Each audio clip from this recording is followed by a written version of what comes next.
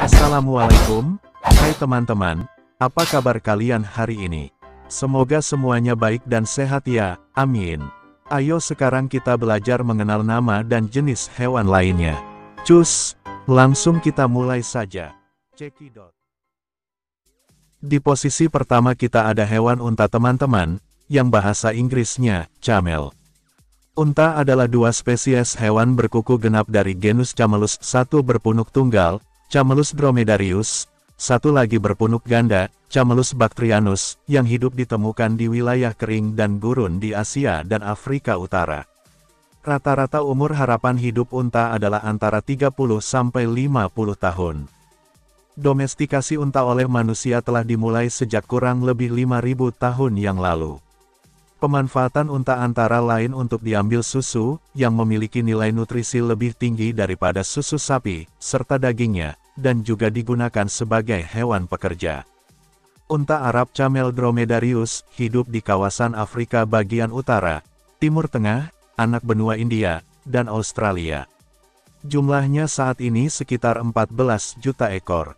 Di Afrika bagian utara, unta Arab sangat berperan bagi sebagian negara, seperti Somalia dan Ethiopia.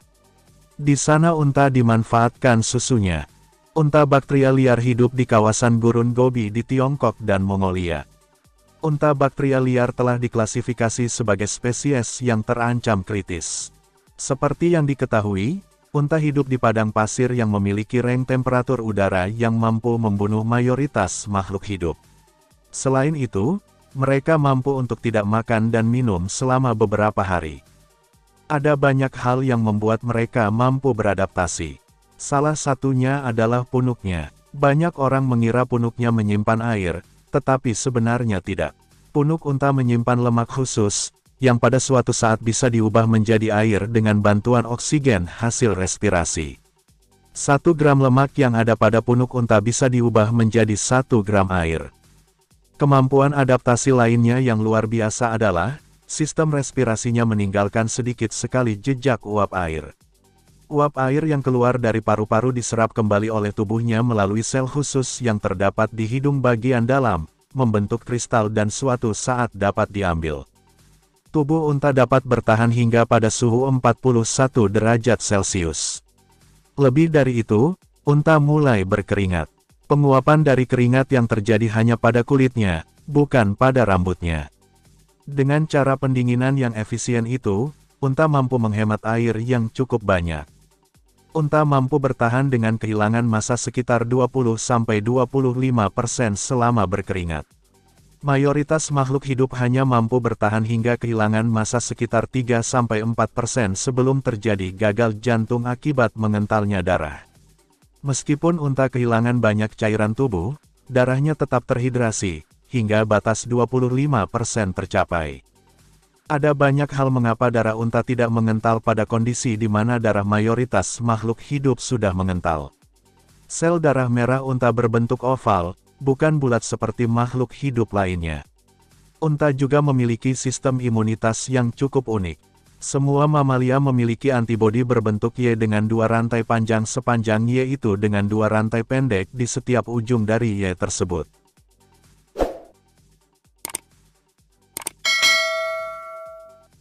Lalu berikutnya ada hewan babi, teman-teman. Hewan babi adalah sejenis hewan ungulata yang bermoncong panjang dan berhidung lemper dan merupakan hewan yang aslinya berasal dari Rasia. Babi merupakan omnivora yang berarti mereka mengonsumsi daging maupun tumbuh-tumbuhan. Selain itu, babi termasuk salah satu mamalia yang paling cerdas, dan dilaporkan lebih pintar dan mudah dipelihara dibandingkan dengan anjing dan kucing. Babi domestik sering dianggap sebagai subspesies dari babi hutan, yang diberi nama Sus scrova oleh Carl Linnaeus pada 1758. Setelah ini, nama resmi babi domestik adalah Sus scrova domesticus. Namun, pada 1777, Johann Christian Polycarp Ersleben mengklasifikasikan babi domestik sebagai spesies terpisah dari babi hutan. Dia memberinya nama Sus domesticus, yang masih digunakan oleh beberapa ahli taksonomi, namun, pada 1777, Johann Christian Polycarp Ersleben mengklasifikasikan babi domestik sebagai spesies terpisah dari babi hutan. Dia memberinya nama Sus domesticus. Nama ini masih dipakai oleh ahli taksonomi. Bukti arkeologi menunjukkan bahwa babi didomestikasi dari babi hutan di timur dekat di cekungan Tigris, Chayonu, Kaverhoyuk, Nefali Kori dikelola di alam liar dengan cara yang sama dikelola oleh beberapa orang Papua modern. Peninggalan babi diperkirakan berasal lebih awal dari 11.400 tahun yang lalu di Siprus. Hewan-hewan itu pasti telah diperkenalkan dari daratan, yang menunjukkan domestikasi di daratan yang berdekatan saat itu. Ada juga domestikasi terpisah di China yang terjadi sekitar 8.000 tahun yang lalu. Di timur dekat, peternakan babi menyebar selama beberapa milenium berikutnya. Ini berkurang secara bertahap selama zaman perunggu, karena populasi pedesaan berfokus pada ternak penghasil komoditas. Namun, itu dipertahankan di daerah perkotaan. Lanjut ada hewan koala teman-teman. Koala, Phascolarctos cineres, adalah salah satu binatang berkantung, marsupial, khas dari Australia dan merupakan wakil satu-satunya dari keluarga Phascolarctidae. Kata koala berasal dari bahasa Daruk, salah satu bahasa Australia pribumi yang berarti tidak ada air atau dapat juga diartikan tidak minum. Koala sebenarnya minum air tetapi sangat jarang karena makanannya, daun eukaliptus, sudah mengandung cukup air sehingga koala tidak perlu turun dari pohon untuk minum. Koala dapat ditemukan di sepanjang pesisir timur Australia mulai dari Adelaide sampai ke semenanjung Cape York, dan sampai jauh ke pedalaman karena terdapat curah hujan yang cukup untuk mendukung hutan sebagai habitat yang cocok untuk koala. Dan di posisi terakhir kita ada hewan kambing teman-teman.